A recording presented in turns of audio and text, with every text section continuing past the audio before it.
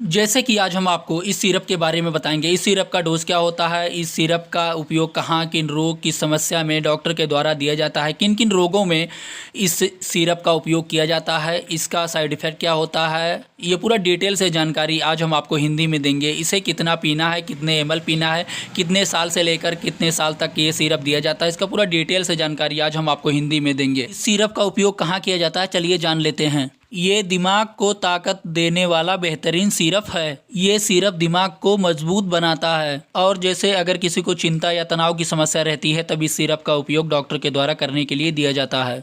पढ़ने वाले बच्चों को और अधिक दिमागी कार्य करने वाले लोगों को याददाश्त बढ़ाने और दिमाग का विकास करने के लिए इस सिरप का उपयोग किया जाता है। ये एक ब्रेन टॉनिक होता है और इस सिरप का उपयोग मानसिक कमजोरी को खत्म करने के लिए उपयोग किया जाता है। या फिर आपको किसी प्रकार के तनाव, चिंता, डिप्रेशन की समस्या रहती है तब डॉक्टर के द्वारा ये सिरप दिया जाता है, जिससे ये प्रॉब्लम ठीक हो जाता है। जैसे अगर किसी को भूलने की बीमारी रहती है या फिर कोई सामान अपने घर में ही रख देते हैं, भूल जाते हैं, या फिर किसी से बात करते हैं उसकी बातें भूल जाते हैं, तो ये क्या काम करता है, ये आपको जो बातें भूल जाते हैं वो प्रॉब्लम को ये धीरे धीरे करके ठीक करता है। यानी जो आपकी भूलने की प्रॉब्लम है उसे ठीक करता है और आपके याददाश्त को मजबूत करता है। आपके मानसिक कमजोरी को दूर करके कंप्यूटर के जैसा आपके दिमाग को रखता है। आपके दिमाग को इंटेलिजेंट बनाने का काम ये सिरप करता है। ये आपके ब्रेन को ठीक करने का काम करता है ये सिरप। जैसे कि अगर आपको भूलने की बीमारी है तो वो आसानी से ठीक हो जाता है इस सिरप से। जैसे कि कोई है पढ़ते टाइम या फिर पढ़ाते टाइम इसकी वजह से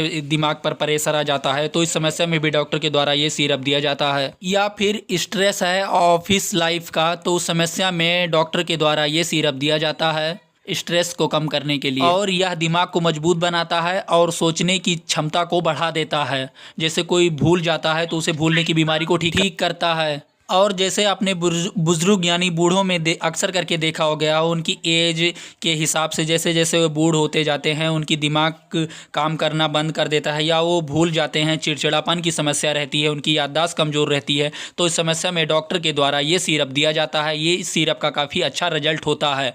और जैसे कि छोटे बच्चों में देखा गया है ये समस्या रहती है, तो छोटे बच्चों में भी इस सिरप का उपयोग डॉक्टर के द्वारा प्रेस्क्राइब किया जाता है, जिससे बच्चों का याददाश्त ठीक रहे और सोचने की क्षमता लगातार बढ़ती रहे। और छोटे बच्चों में ये समस्या देखा गया है कि बच्चे पढ़ते पढ़ते कंफ्यूज हो जाते हैं, कंफ्यूजिंग की समस्या रहती है, तो उस कंडीशन में भी डॉक्टर के द्वारा ये सिरप दिया जाता है। जैसे कि आपने देखा होगा लैपटॉप से काफ़ी वर्क आजकल करते हैं लोग, उसके वजह से चिड़चिड़ापन की समस्या रहती है, आँखों पर काफ़ी असर पड़ता है, भूलने की समस्या रहती है, कोई बात किसी से करते हैं तो भूल जाते हैं, फ़ोन चलाते हैं उसकी वजह से काफ़ी इफेक्ट पड़ता है आँखों में, काफ़ी देर रात तक फ़ोन चलाते हैं उसकी वजह से चिड़चिड़ापन, भूलने की समस्या रहती है, तब भी डॉक्टर के द्वारा ये सिरप दिया जाता है। ये सिरप भूलने की समस्या को ठीक करता है और आपके मानसिक को स्वस्थ बना करके रखता है। दिमागी कमजोरी या मानसिक दुर्बलता को ठीक करने के लिए इस सिरप का उपयोग किया जाता है। कोई चीज़ आपको याद नहीं रहता है, अगर आप याद करते हैं बार बार भूल जाते हैं, तो उस समस्या में डॉक्टर के द्वारा ये सिरप दिया जाता है। ये सिरप बच्चों में कमजोर याददाश्त को मजबूत बनाता है। चलिए अब हम इसके डोज के बारे में जान लेते हैं। जैसे इसका जो डोज होता है एज अकॉर्डिंग बॉडी वेट के हिसाब से डॉक्टर इस दवा का डोज निर्धारित करके बताते हैं, लेकिन फिर भी अगर एडल्ट की बात करें तो इसे 10 ml सुबह, 10 ml शाम को खाना खाने के बाद में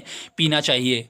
जैसे कि अगर बच्चा 7 साल से लेकर 15 साल के बीच में है तो उसे डॉक्टर के द्वारा 5 ml सुबह, 5 ml शाम को खाना खाने के बाद में दिया जाता है। या उसकी परेशानी, दिक्कत और उसके समस्या को देखते हुए डॉक्टर इस दवा का डोज जो होता है घटा बढ़ा करके भी देते हैं। जैसे अगर किसी को और दिक्कत, कोई परेशानी है तो ये दवा उपयोग ना करें, और या फिर अगर किसी को कोई भी दवा पहले से चल रही है तो उसके साथ में ये दवा उपयोग ना करें। ये दवा अपने डॉक्टर या फार्मासिस्ट से संपर्क करके फिर पिएं। अगर कोई दवा साथ में आप पी रहे हैं तो उसके साथ में बिना डॉक्टर की सलाह से ये दवा आप ना पिएं। इस दवा के कुछ साइड इफेक्ट देखे गए हैं। जैसे अगर किसी का बहुत पहले से दवा चल रहा है, अगर उस दवा के साथ आप मिला करके पीते हैं तो आपको साइड इफेक्ट की प्रॉब्लम हो सकती है और भी आपको समस्या हो सकती है। अगर इस दवा का आप ओवरडोज की मात्रा में लेंगे तो भी आपको कुछ साइड इफेक्ट देखने को मिलता है। तो कोई भी दवा आप अपनी मर्जी से ना लें। अगर आपको कोई दिक्कत, कोई परेशानी है तो अपने डॉक्टर या फार्मासिस्ट से संपर्क करके दवा